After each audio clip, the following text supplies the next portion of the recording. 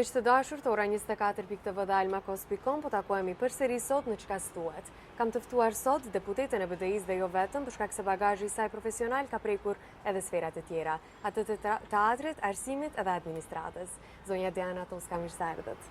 Mirë se u gjeta, Liza, më vjen shumë mirë që jam sot këtu bashkë me juve, me Ora News dhe Almakos. Faleminderit. Faleminderit shumë.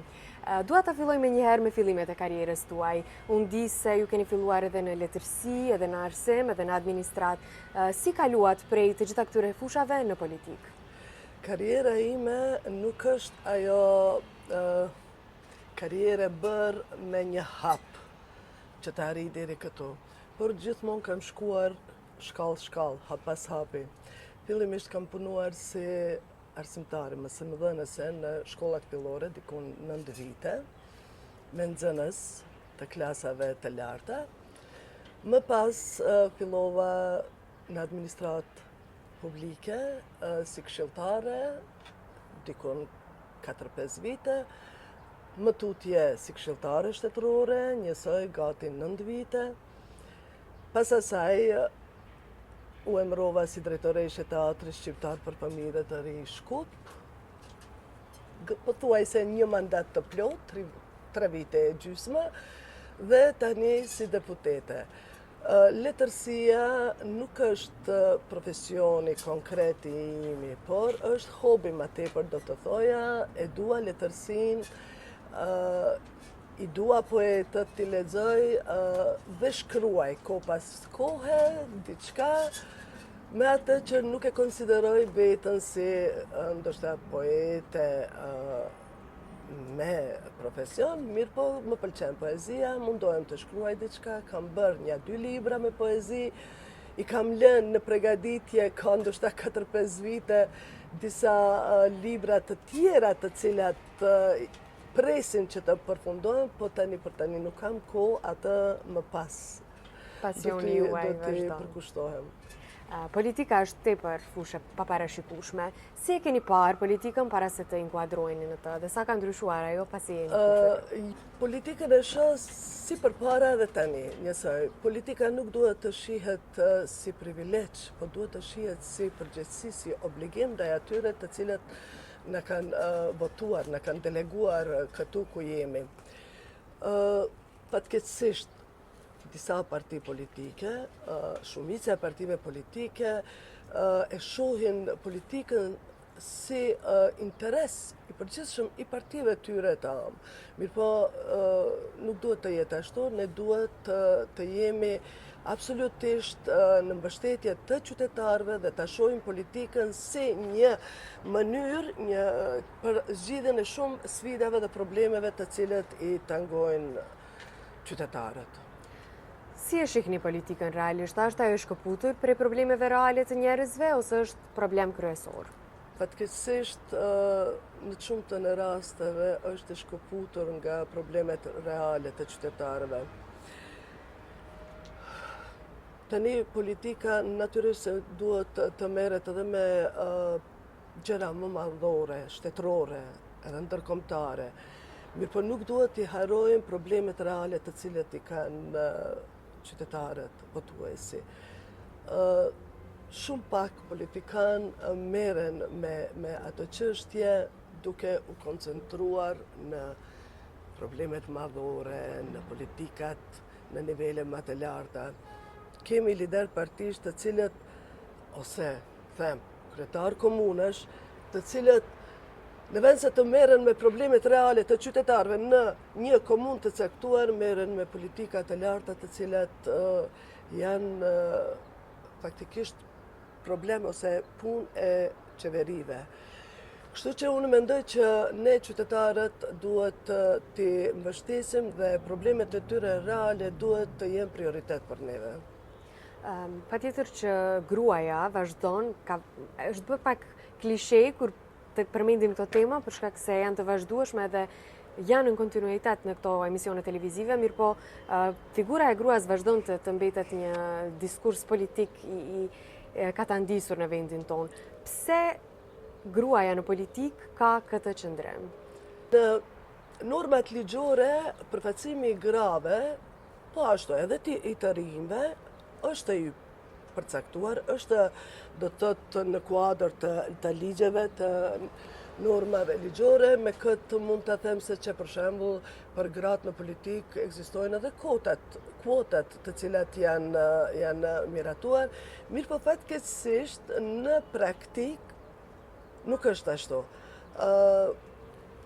Mungojnë gratë, mungojnë në përpozicione kyçe të qeverisjes, si në pushtetin qendror, po ashtu edhe në pushtetin lokal, po dhe të rinjt njësoj.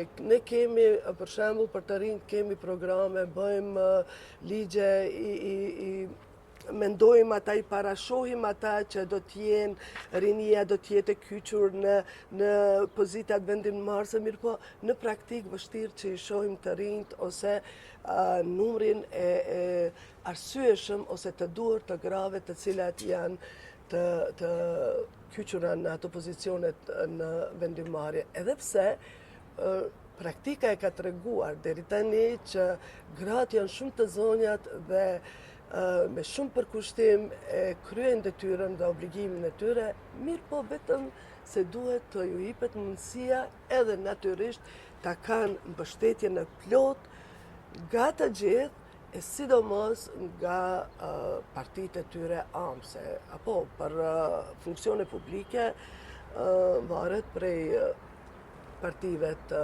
cilat e fitojnë besimin e popullit dhe të cilat janë përfaqësuese në qeveri.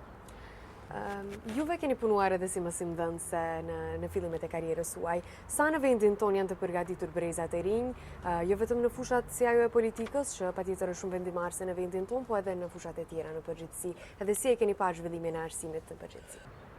Kam punuar në arsim që nga fillimi i karrierës time, një periudhë nëntëvjeçare, dhe mund të konsideroj se ishte periudha më e bukur e jetës time. Cilësia e arsimit dhe përgatitja e kuadrove të rinj mund të them se është deri në një nivel, edhe pse kohëve të fundit më duket se pak le për të dëshiruar, mirë po mund të them se arsimtarët, mësimdhënësit janë ata të cilët me mishë me shpirt mundohen që të sigurojnë një arsim të shëndosh për kuadrët e reja. Por këtu nuk mbaren vetëm prej arsimtarëve, këtu kanë të bëjë edhe me tekstet shkollore, kanë të bëjnë edhe kushtet në të cilët të rinjt fëmijët mësojnë, edhe pse mendoj që janë të pamjaftueshme, do të thotë duhet të bëhen investime më të mëdha në përshkolla, posaçërisht investime më të mëdha në tekstet shkollore, ku do të jenë të kyçura të gjitha ato programet mësimore të cilat janë më të mirat për nxënësit. Besoj që edhe pse unë sot shoh nxënësit e mi të cilët kanë kryer fakultete edhe të cilët janë në pozita, në përpunë të mira, shoh që kanë arritur sukses, kështu që nuk mund të them që nuk kanë qenë kuadro jashtëzakonisht të mira, mirë po mund të them pagës edhe atë periudhë kur kam qenë unë në arsim, pak edhe ajo qasja ka qenë pak më serioze nxënës arsimtar, e kanë kuptuar më serios rolin e arsimtarit, tani pagës kanë dalë gjërat prej kontrollit, po besoj që pavarësisht gjithave, ne si shqiptar, këtu sidomos në Maqedoni, nuk është që nuk nxjerrim kuadro të mira. Flas për arsimtarët, sidomos arsimtarët të cilët kanë bagazh mjaft të madh në profesionin e tyre dhe të cilët normalisht shohin profesionin e vet si diçka të shehit. Cilat janë disa prej sfidave me të cilat përballohen të rinjt në vendin ton? A ka perspektivë për to? Si do të zhvillohet e ardhmja e brezave të rinj? Fatkeqësisht do ta them që të rinjt në vendin ton po përballen me sfidat e jashtëzakonshme. Mund të përmend dy të cilat janë shumë të vëmshme, papunësia dhe cilësia në arsimin e lartë. Të thotë, papunësia është shumë problematike këtu, sepse të rinjt diplomojnë për shembull edhe ju zgjat me vite të tëra për të gjetë një vend pune, ose nga ana tjetër sa për arsimin e cila edhe pse kemi universitete që ofrojnë kuadra cilësore, mirë po të rinjt lakmojnë që të dalin në vendet e huaja që të studiojnë në për universitete më të mëdha, të cilat janë më të, si them, prestigjioze, dhe kjo të dy këto problematika, edhe papunësia edhe arsimimi, ndërlidhen me një pasojë të cilën fatkeqësisht ne nuk po arrijmë që ta parandalojmë emigracionin e të rinjve. Dhe më pas, kur po dalin jashtë shtetit, mendej vështire kemi që t'i kthejmë ato trut e mëdhenj, ose mendjet e mëdhenj, t'i kthejmë në shtetin tonë. Unë kam personalisht rast të tillë, e kam vajzën e cila është në Angli në studime master, e cila e bën në mënyrë shumë interesante atë dallimin prej universiteteve, programeve mësimore, mënyrën se si ligjerohet andej, si bën hulumtime, si... Po shpresoj që një ditë edhe ne këtu të kemi mundësi që mos t'ju japim rastin të rinjve që të ikin. Këtë mund të bëjmë vetëm me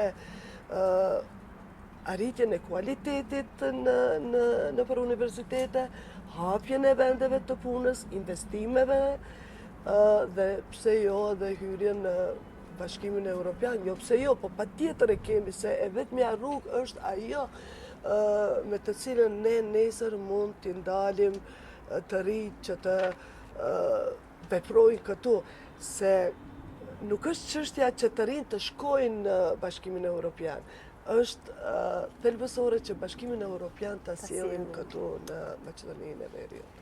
Po disa prej sfidave të këtyre institucioneve shtetërore dhe kryesisht atyre arsimore, mund është të më bësh një?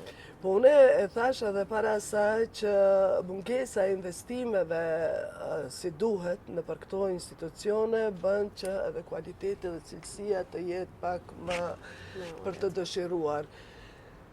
Mandej edhe s'mund ta lë pa përmend edhe korrupsionin. Natyrisht, korrupsioni është një veti, një handicap shumë i madh, një gjë shumë e keqe, e cila fatkeqësisht fillon prej zyrave të vogla e përfundon edhe deri në nivelet më të larta të pushtetit. Pa u luftuar pa korrupsioni, vështirë është që ne të bëjmë një arritje që do të themi me të vërtet tani ky shtet ka arritur që të kalojë një stat të nevojshëm të asaj, të përparimit, të përparoj. Tani sfida ka plot, normal, si që thash, edhe papunësia, po shumë shpresoj që do të gjejmë zgjidhje dhe për këtë do dalim politikanë të ri, të cilët do t'jenë më mendje hapur, të cilët do t'jenë më largpamës, të cilët do të mendojnë më shumë për popullin e për të rinjt se sa për vete. Për cilat prej këtyre fenomeneve duhet të merren masa urgjente? Unë e them për momentin normal që fenomen i keq, numër 1 është korrupsioni. Ajo është e para që duhet të Ajo është e para e cila duhet të asgjësohet. Por shumë jemi dëshmitar kohën të fundit që edhe po kemi probleme edhe në baza etnike. Kemi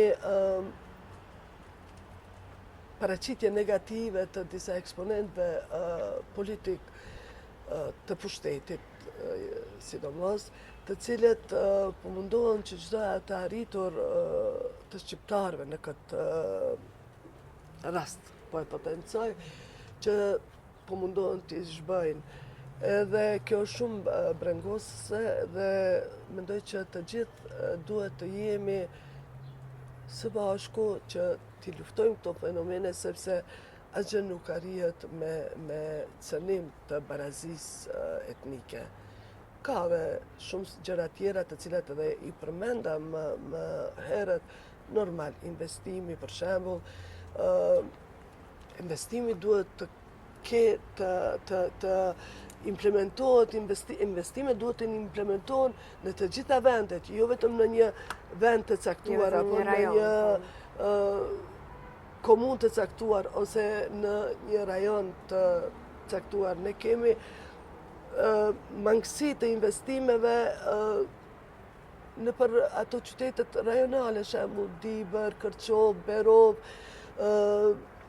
mos flas Kavadar, qytetet tjera ku mungojnë investimet kyçe, si për shembull mungojnë fakultetet, mungojnë spitalet, mungojnë institucione shtetërore dhe natyrisht që të rinjt prej në kërkim të një jete më të mirë marrin rrugën për në kryeqytet ose për jashtë vendit. Dhe të gjitha këto gjëra kontribuojnë për emigrimin e të rinjve.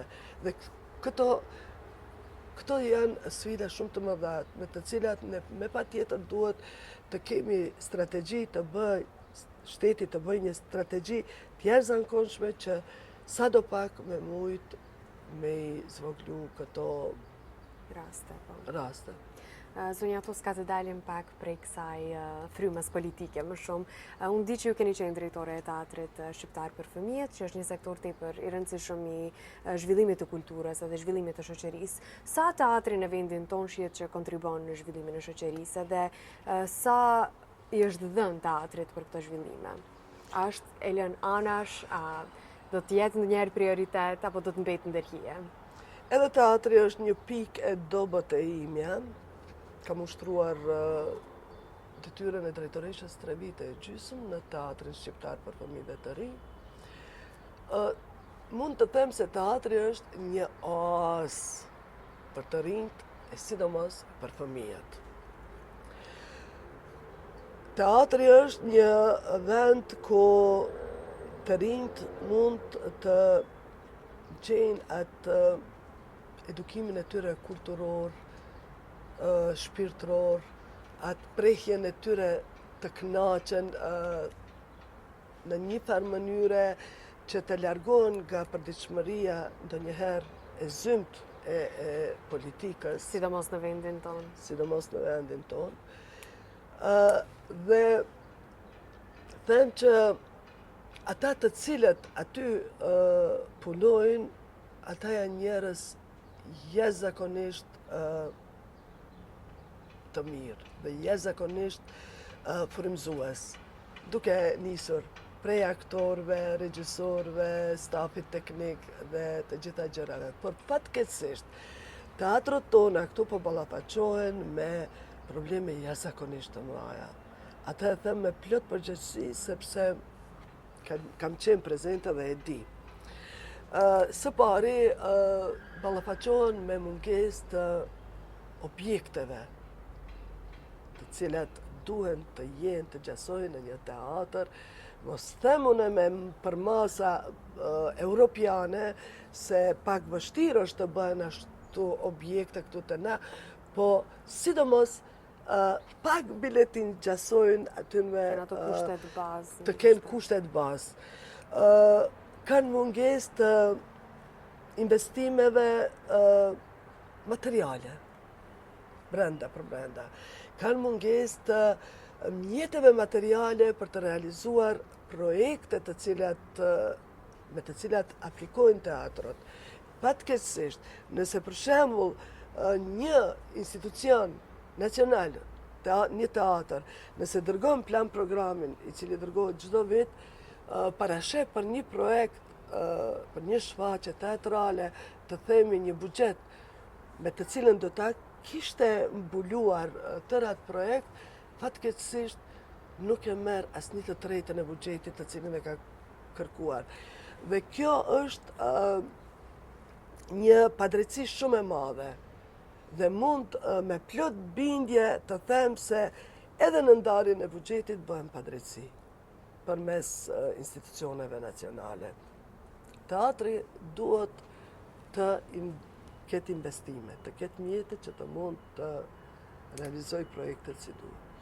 Është pak e vështirë që të zhvillohet teatri kur nuk i jepen përparësi, kur nuk i jepen financime për institucioneve nga të cilat duhet t'i jepen, edhe vetë artistët të cilët janë pjesë e saj kanë vështirë që të veprojnë. Jashtëzakonisht e vështirë.